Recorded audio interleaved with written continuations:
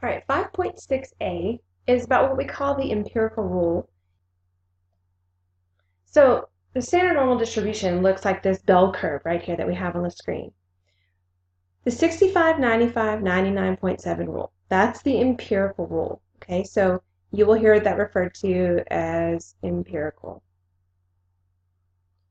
Okay, so you need to learn those percentages, 65, 68, 95, and 99.7. So what is it talking about?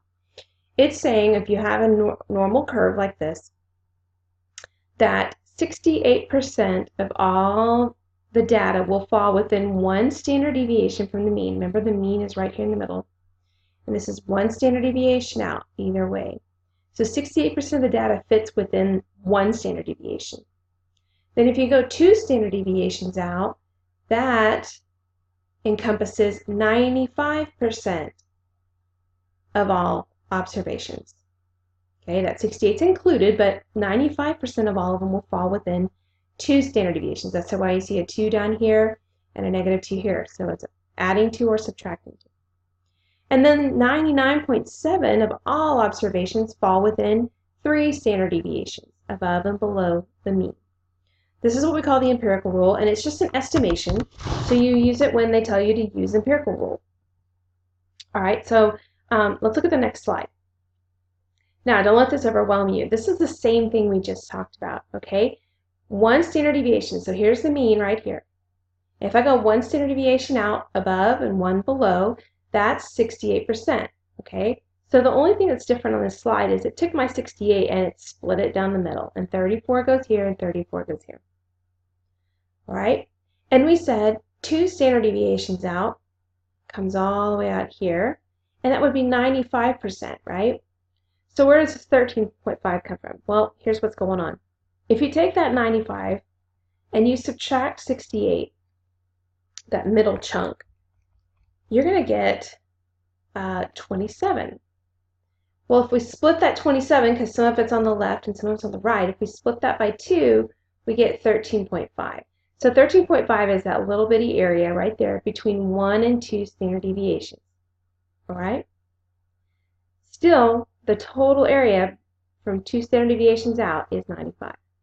Now again, we go one more standard deviation out to 3, and we have 99.7 of all observations are within 3 standard deviations. Okay? Now, same song, second verse. Here's what we're going to do. How did we get this blue area? Well, we take 99.7, we subtract the 95, and we get 2.7. If we divide 2.7 by 2, we get 2.35, and that's where that 2.35 comes from, right there. Okay?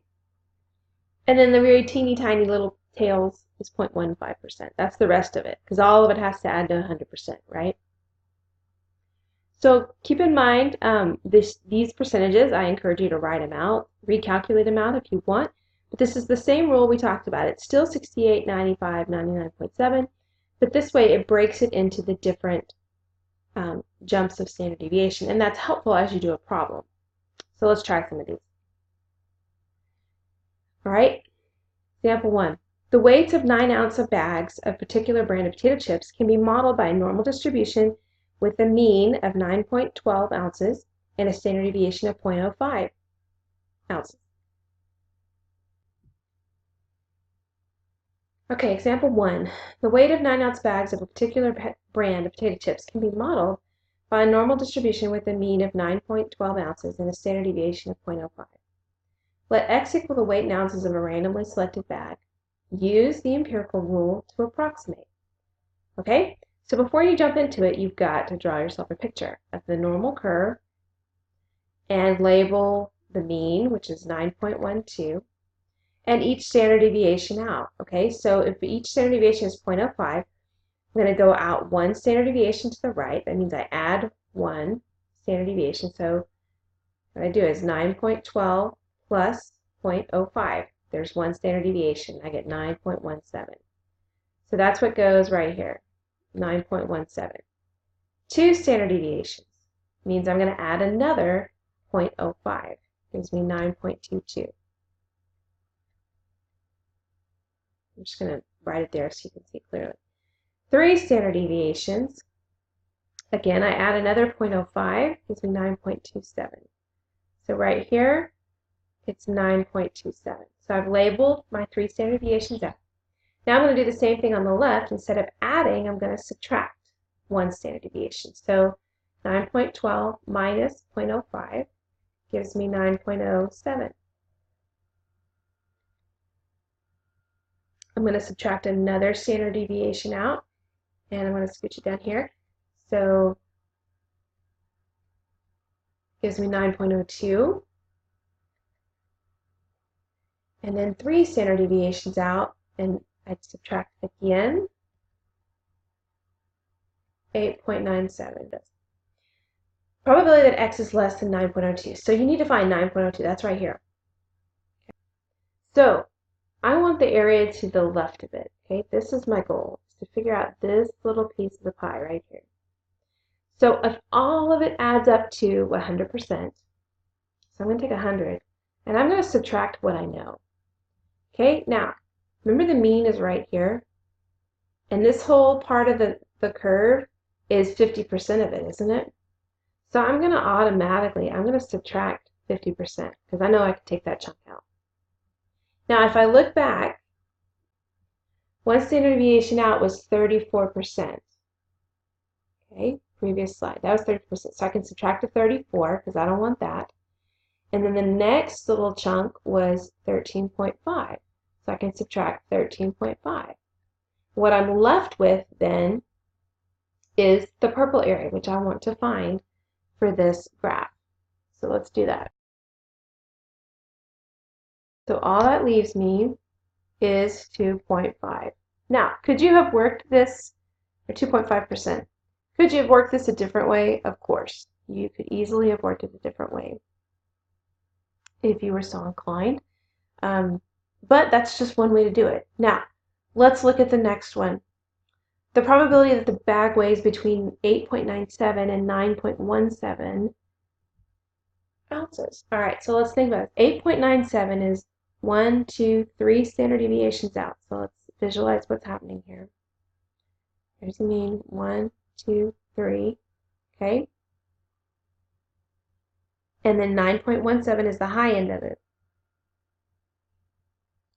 So I'm trying to find the area of just this portion of the curve, not the whole thing, just this portion, okay? So if we go back to our sections on the previous diagram, and we think about our percentages, okay? We know that 1 standard deviation out is 68%. Okay, then when we split it, the next one out was 13.5. And the next sliver out, if you look at the previous diagram, was 2.5. So to find that total area, I just need to add up those little slivers of the graph. So 2.5 plus 13.5 plus 68.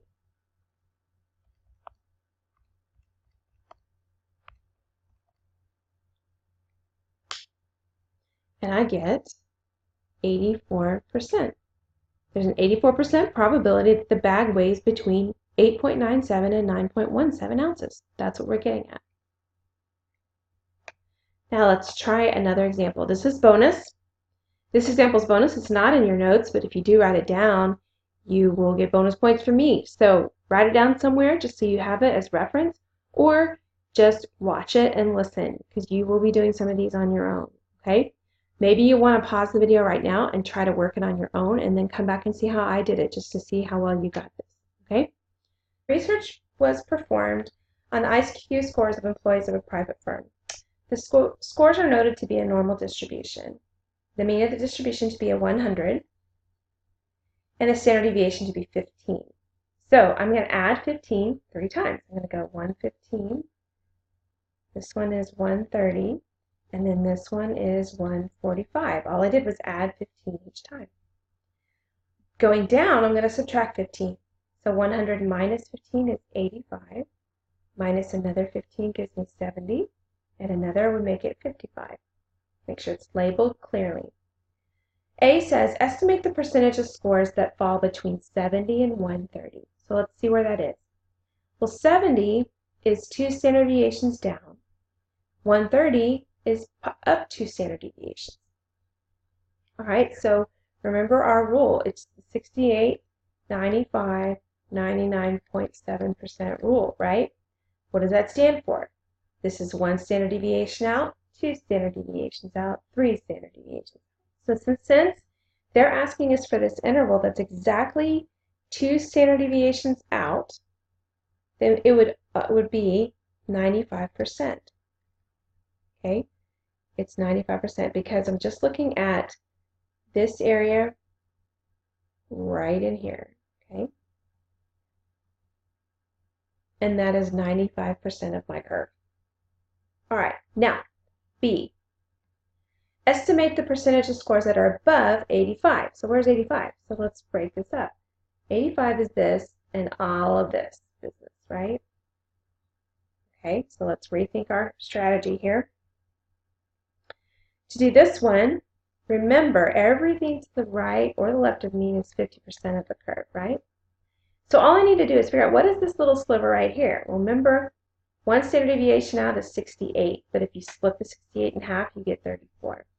So this is simply 34 plus 50, which gives me 84%. And that's it. That's all you got to know. All right, so know your percentages and know how to use the curve to find the areas that are requested. Good luck, and we'll see you in class.